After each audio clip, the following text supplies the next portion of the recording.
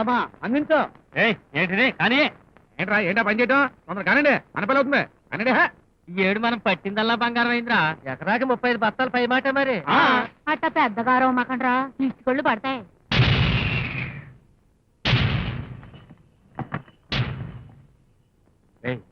గుల్లెబ్బాయి అమ్మేడమ్మా ఆంధ్రదేశం అన్నపూర్ణ అనిపించారు కదరా. ఏంటి మసూరా? స్వర్ణ మసూరి. అది అందుకే గింజలు గిత్తల్లా కనిపిస్తున్నాయి. ఏయ్ ధాన్యం బస్తాలు గిత్తండి రా. ఆగండి, ఇక నుంచి పంట మీకేమో. ఇరా మరి నా బాకీ ఎలా తీస్తారా? పంట పట్టణంలో అన్ని మీ బాకీ జమేస్తాం. అమ్మేడమ్మా పొలానికి గొర్రేయడానికి నా డబ్బు, విత్తనాలకి నా డబ్బు, కూలీల కలుపుకి నా డబ్బు, పురుగుల మందుకి నా డబ్బు. పంట చేతికి వచ్చిన తర్వాత ఇలా అడ్డం తిరుగుతారా? డబ్బు మాకే ధర్మానికి ఇలా అప్పిచ్చారు. అప్పు తీసుకున్నాం కదా అని బస్తా 150 కాడికి 10 ఏళ్ల నాటి పాత రేటు జమేసుకుని ఇన్నాళ్ళు మమ్మల్ని దోచుకున్నారు. బస్తాకి 300 అయితేనే ధాన్యమే చేయండి. ఒళ్ళు పొగరెక్కి కమ్యూనిస్ట్ మాటలు మాట్లాడతావురా? నోరెత్తావంటే చీరేస్తాను. కమ్యూనిటీ మాట కదండి, న్యాయం మాట్లాడుతున్నాం. న్యాయం మాట్లాడడానికి నువ్వెవడేవరా? ఏది న్యాయమో ఈ ఊరి సర్పంచ్ రామకోటి గారు చెప్తారు. ఇటు గ్రామ సంక్షేమం, అటు రైతుల భద్రత, అటు రైతుల భద్రత, ఇటు గ్రామ సంక్షేమం. నీ ముఖం చూస్తుంటే తిట్టాలనిపిస్తున్నాయి బుల్లెబ్బాయి. లేకపోతే 300 చేసి వంట బస్తాని 150కి నూకాలం చూస్తావా? ఒకడవేంటి బావా, 10 ఏళ్ళ నుంచి అదే రేటు చొప్పున. ఏంటయ్యా రేటు? 10 ఏళ్ల క్రితం మన ఊళ్ళో పావలాకి గడ్డం గీసేవారు. మరి ఇప్పుడు వెళ్ళి పావలాకి గడ్డం గీయను బొచ్చుతో కొడతారు. అసలు ఎవరో రైతులు కాదయ్యా, మన దేశానికి ఎన్నెముకలాంటి వాళ్ళు. వాళ్ళ ఉసురు మనకు తగిలిందంటే ఆ డాడవరు అలా భూకంపం అది మన ఊళ్ళోనే వస్తుంది. అప్పుడు నువ్వు ఉండవు, నీ అప్పులు ఉండవు. అయితే ఇప్పుడు ఏం చేయమంటావు? చేసేదేముంది, నువ్వు నోరు ముసుగు కూర్చో. వాళ్ళు పట్టణం వెళ్ళి వాళ్ళు పంట అమ్ముకుని వచ్చి నీ బాకీ అనా పైసలతో సహా నీ మొగాన్ని కొడతారు. మీరు వెళ్ళే పని చూసుకోండి. సర్పంచ్ గారికి అర్థాంతరంగా రైతుల మీద ప్రేమ పుట్టుకొచ్చింది. అట్ట పుట్టకపోతే వాళ్ళకి మన మీద ఉన్న భయం భక్తి గిట్టిపోతాయి. ఏదో ఒక రోజున నీ మీదకి ఎగేసుకొచ్చినట్టే నా మీద కూడా ఎగేసుకొస్తారు. అందుకే ఎప్పుడైతే వాళ్ళు ఎదురు మాట్లాడటం మొదలెట్టారో మనం వాళ్ళకి ఎదురెళ్ళకూడదయ్యా. వాళ్ళకి తెలవకుండా మళ్ళీ వాళ్ళు లేవకుండా ఎగిరి ఎన్ను పుస్త మీద తన్నాలి. నాకేం అర్థం కాలేదే. నువ్వు తడిగొడ్డేసి కూర్చా, అంతా ఈ అగ్గిదేవుడే చూసుకుంటాడు.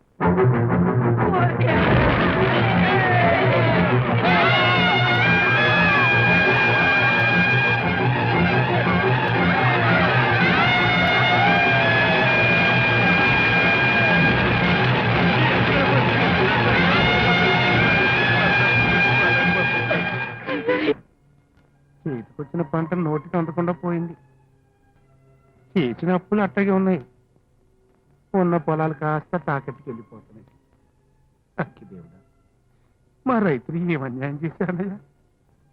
వాళ్ళకింత గుండె కోతలు ఇచ్చావు. మరెందుకు బాబు బాధపడతారు? ఇదంతా మా కర్మ. ఏడాది పొడుగునా రెక్కలు ముక్కలు చేసుకుని పండించిన పంటంతా మాడి మసి దరిద్రుడిపై దేవుడికి కూడా కనికరం ఉండదని నిరూపించింది. వెళ్ళొస్తాం బాబు. వస్తాం బాబు, వెళ్ళొస్తాం బాబు, వెళ్ళొస్తాం బాబు, వస్తాం బాబు.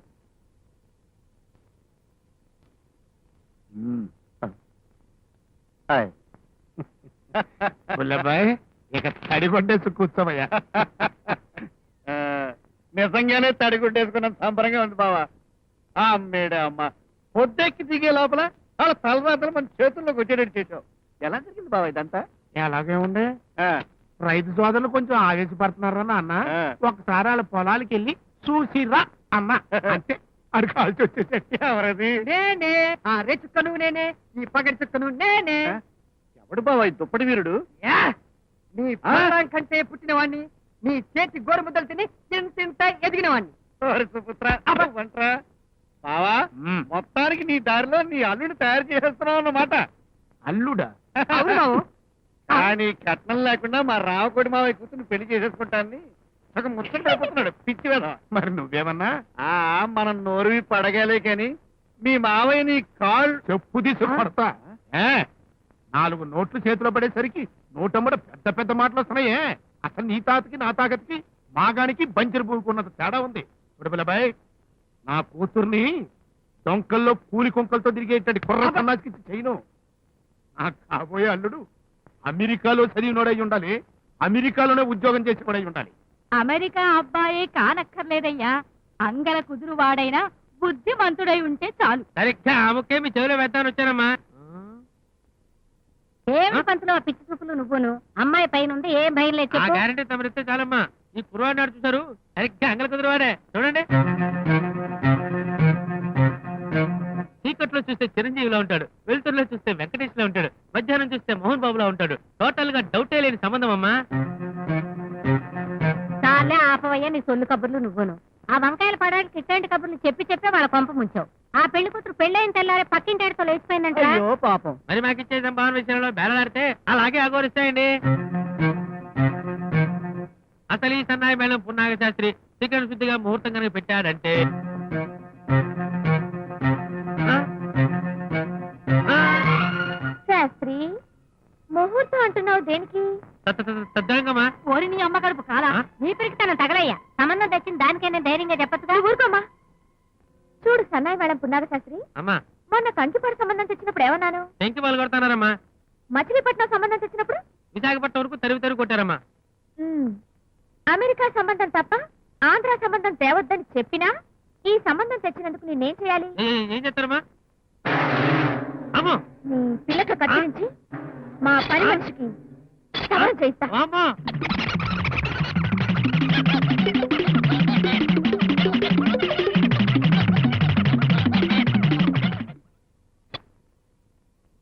ఏమిటే నీకు ఆ మిడిచిపాటు? నీకు నీ అబ్బకి ఇండియా మొగుడు పనికిరాడా? పనికిరాడు పనికిరాడు పనికిరాడు అని పద్మా, నువ్వు ఇలా రెటమతం పోయి వచ్చిన సంబంధం వల్ల చెడగొట్టుకుంటే ఈ జన్మలో నీకు పెళ్లి కాదు. నా పెళ్లి గురించి మీరెవరూ బెంగ పెట్టుకోనక్కర్లేదు. నాకు ఎలాంటి వాడిని తేవాలో ఎవరు కావాలో నాన్నకి బాగా తెలుసు. పిల్ల లక్షణంగా సినిమా స్టార్ లా ఉంది కదరా, మరి సంబంధాలు ఎందుకు రావట్లేదు? సంబంధం రాకు కదా, నా లెవెలకు తగ్గట్టు అమెరికా సంబంధం దొరక్క. నువ్వు ఆవి నుంచి లోపు అమెరికా వెళ్ళొస్తావు కదా, ఎరుకులో ఏదైనా సంబంధం ఉంటే నువ్వే చూడరాదు.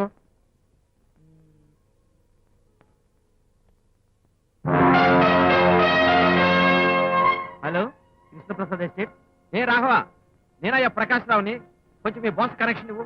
సారీ సార్, ఆయన మార్నింగ్ ఫ్లైట్ లో అమెరికా వెళ్ళారు. రావడానికి 1 వీక్ పట్టదు. ఓ అలాగా? నో అర్జెంట్ ఏం లేదు, ఆయన వచ్చాకే కలుస్తాను. ఎవరికినా ఫోను? కృష్ణప్రసాద్ అని నా స్నేహితుడు కొడుకున్నాడు. అతను కూడా నాలాగే ఫారిన్ కంట్రీస్ తో వ్యాపారం చేసి కోట్లు గడించాడు. అబ్బాయ గుణవంతుడు, అందగాడు. పిటి ఏంటంటే అతని తల్లిదండ్రులు ఇద్దరు 2 సంవత్సరాల కిందటే యాక్సిడెంట్ లో చనిపోయారు. అంటే వెనక ముందు ఎవ్వరూ లేని కోటిస్తున్నాడు అనమాట. ఆ. మా పద్దమ్మని చేసుకుంటాడేమో అడగరాదు. అమ్మాయి ఫోటో చూస్తే తప్పకుండా ఒప్పుకోవచ్చు. పైగా మంచి సాంప్రదాయమైన కుటుంబంలో పిల్లని చేసుకోవాలనే ఆలోచనలో ఉన్నాడు. మరైతే ఆలస్యం ఎందుకు? ప్రస్తుతం అతను అమెరికా వెళ్ళాడా. ఒక పని చేయి, అమ్మాయి ఫోటో ఇక్కడే ఉంచిపెట్టు. అతను అమెరికా నుంచి తిరిగి రావడంతో వివరాలని మాట్లాడి మనం ఓకే. ఒరే రావుడు, అమెరికా అన్నావు, అబ్బాయి అన్నావు, రోజులు గడుస్తున్నాయి గాని కుర్రాడు రాడేరా? వస్తాడే. అది ఏమన్నా మన ఊరు పక్కన ఉన్న ఆస్కూరు అనుకుంటున్నావా? అమెరికా తలుచుకోగానే ప్రత్యక్షం అవటానికి. అయినా ఈ మధ్యన అసలు నీ నోటికి మన పంచాయతీ మైకి తేడా లేకుండా పోతుంది. ఆ ఒత్తులు చేసుకోవడం మానేసి ఊరంతా టంకేసి వదిలేసావు. నేను అడుగు బయట పెడతాం ఆలస్యం. ఏమండే మీ అమ్మాయి పెళ్ళంటగా, అగ్రికాలుడు ఎప్పుడు వస్తున్నాడు అని ఫారెన్ కోళ్ళలాగా జనం ఒకటే రథ. టెలిగ్రామ్. అదిగో శుభవార్త రానే వచ్చేసింది. అందులో ఏం రాసింది ఒకసారి చదువు. మీ అమ్మాయి కృష్ణప్రసాద్ కి నచ్చిందట. ఆ, రేపు పెళ్లి చూపులకి కారులో బయలుదేరి వస్తున్నారట. ఆ? మెయిన్ రోడ్ కాడికి వచ్చి మిమ్మల్ని రిసీవ్ చేసుకోమని రాశారు. ఏమండే అసలు వస్తాడంటారా? ఎరా, ఆ కుర్రాన్ని ఒకసారి చూసావట్రా అని అడిగావు కదా. వస్తున్నాడు చూసుకోండి. ఆకు లాంటి కుర్రాడు. ఆయన చూడాలంటే మన 6 కళ్ళు చాలు. అమెరికా అల్లుడు.